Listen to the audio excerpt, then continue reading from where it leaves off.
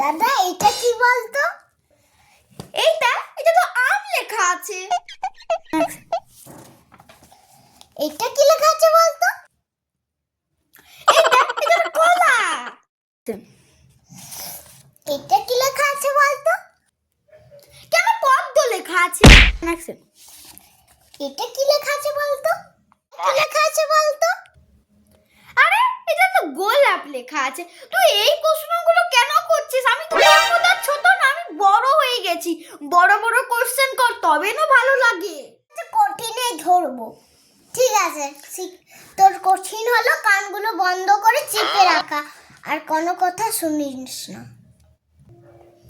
এত ইজি কেন বলিস তুই? অবশ্যই আমি এখন থেকে কান থেকে বন্ধ করে নিচ্ছি। আর সকালে ব্রেকফাস্টে তুই কি খেয়েছিলিস?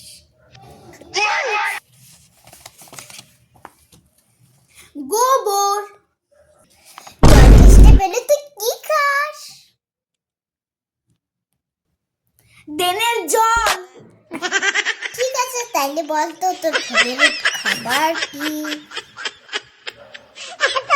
গুড়।